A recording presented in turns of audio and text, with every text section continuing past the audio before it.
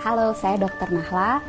Lagi-lagi saya akan ngomongin tentang COVID-19 atau yang mungkin lebih dikenal sebagai virus corona.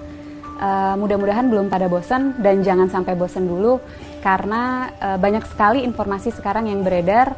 Belum tentu betul, masih banyak hoax-hoax yang harus dibasmi, dan bagi teman-teman yang bisa mendapatkan banyak informasi, semoga dapat juga meneruskan informasi ini karena apa yang kita lakukan harus kita mulai dari diri kita sendiri dan kita ajak teman-teman di sekitar kita untuk melakukan hal yang sama. Yang mau kita bahas dan mau saya tekankan sekali lagi adalah bahwa virus corona ini atau yang dinamakan virus SARS-CoV-2 ini adalah virus yang sangat baru. Apa dampak dari fakta bahwa ini adalah virus yang baru? Yang pertama, berarti kita belum tahu pasti sifat dari virus ini. Yang kedua, kita belum tahu pasti efek dan berapa lama efek yang akan disebabkan oleh virus ini. Yang ketiga, belum ada obat yang betul-betul efektif untuk melawan virus ini. Yang keempat, belum ada vaksin yang bisa mencegah seseorang untuk tidak terinfeksi virus ini. Jadi itu yang teman-teman harus selalu ingat. Informasi ini bukan untuk membuat teman-teman panik, tapi untuk membuat teman-teman lebih waspada bahwa memang apa yang sedang kita hadapi ini betul-betul nyata. Dan bersama-sama kita bisa mencegah penularan virus ini lebih luas. Secara umum ketika virus masuk ke dalam tubuh kita, gejala yang ditimbulkan itu mirip-mirip. Demam, sakit kepala, lemah, letih, lesu, pegel-pegel, seperti itu. Bagaimana dengan virus yang masuk spesifik langsung ke infeksi saluran pernafasan? Ada pilek, hidung meler, hidung tersumbat, nyeri tenggorokan, batuk, sesak nafas, nyeri dada. Gimana dengan virus SARS-CoV-2 atau virus corona? Gejalanya sangat bervariasi. Jadi gejala-gejala yang tadi saya sebutkan itu bisa ada pada orang yang terinfeksi virus ini. Dan juga jumlah gejala yang timbul itu juga bervariasi. Apa sih yang menyebabkan gejala ini sangat bervariasi? Daya tahan tubuh masing-masing orang. Jadi kalau kita nih yang sebagai anak muda, sehat, nggak ada penyakit, daya tahan tubuhnya baik, kemungkinan gejala yang kita alami ketika kita terinfeksi virus ini sangat ringan atau bahkan sama sekali tidak ada gejalanya. Sekali lagi saya tekankan, orang dengan daya tahan tubuh yang baik itu bisa tidak ada gejalanya walaupun virusnya sudah ada di dalam tubuh kita. Dan orang dengan daya tahan tubuh yang baik, dia mampu menyembuhkan dirinya sendiri karena pada dasarnya virus itu memang self-limited disease. Jadi daya tahan tubuh kita sendiri bisa membasmi virus itu. Bagaimana dengan orang-orang dengan daya tahan tubuh rendah? Tentunya akan dapat mengalami gejala yang lebih berat, bisa sampai sesak nafas, bahkan bisa sampai menyebabkan kematian. Siapa saja sih orang-orang yang kita tahu daya tahan tubuhnya rendah? Yang pertama, orang tua yang usianya di atas 60 tahun. Yang kedua, orang-orang dengan penyakit penyerta. Penyakit penyerta itu apa? Jadi penyakit yang biasanya lagi-lagi ada di orang tua, seperti kencing manis, darah tinggi, sakit jantung, sakit ginjal, sakit paru, sakit liver, kanker, dan lain-lain. Nah, orang-orang inilah yang akan sangat menderita ketika dia terinfeksi oleh virus SARS-CoV-2 atau virus corona ini.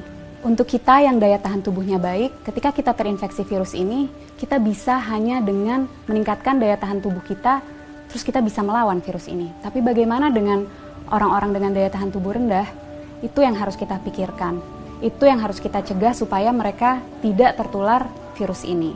Jadi, apa yang bisa kita lakukan untuk membantu mereka-mereka yang daya tahan tubuhnya rendah? Dengan cara jaga jarak, hindari keramaian, dan di rumah aja.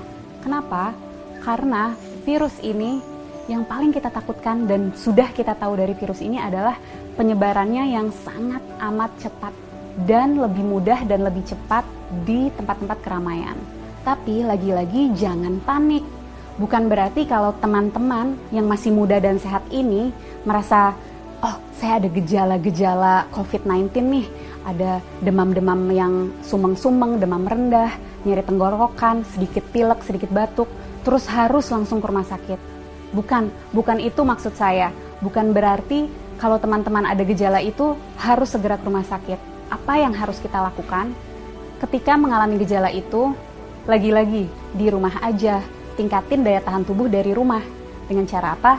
Istirahat yang cukup, tidur malam yang cukup, 7-9 jam, makan makanan bergizi, minum air yang banyak, kalau bisa lakukan olahraga atau aktivitas ringan di rumah.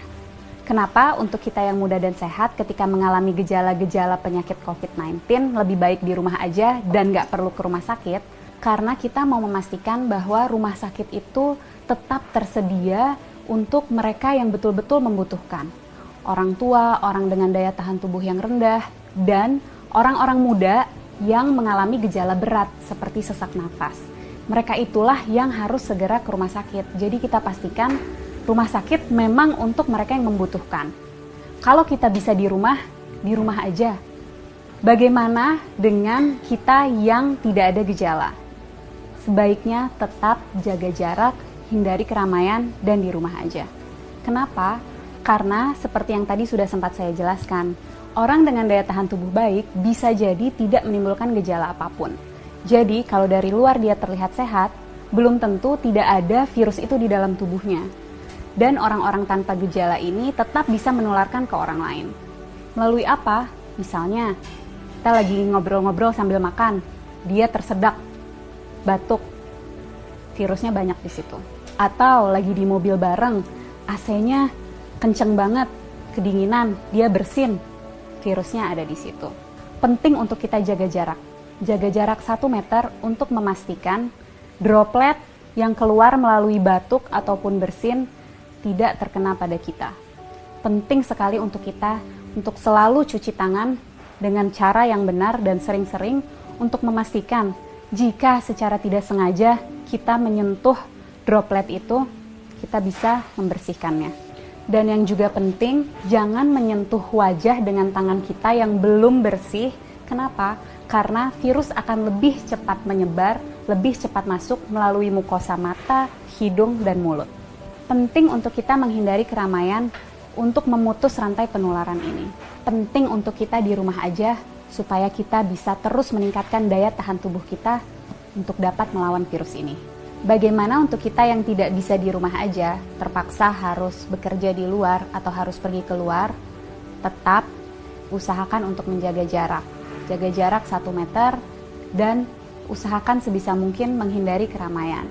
Jangan lupa untuk selalu menjaga kebersihan dengan mencuci tangan yang bersih. Kalau tidak bisa menemukan air dan sabun, kita bisa menggunakan sanitizer. Para peneliti, dokter-dokter, farmasis, tenaga medis, dan semua sedang berusaha mati-matian untuk mencari obat dan vaksin dari virus ini. Mari kita berperan membantu mereka dengan cara jangan panik tapi tetap waspada.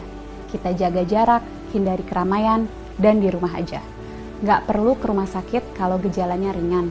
Pastikan rumah sakit tersedia untuk mereka yang membutuhkan, orang-orang tua, orang dengan daya tahan tubuh rendah, dan orang-orang dengan gejala yang berat seperti sesak nafas. Yuk teman-teman, kita bareng-bareng lawan virus SARS-CoV-2 ini.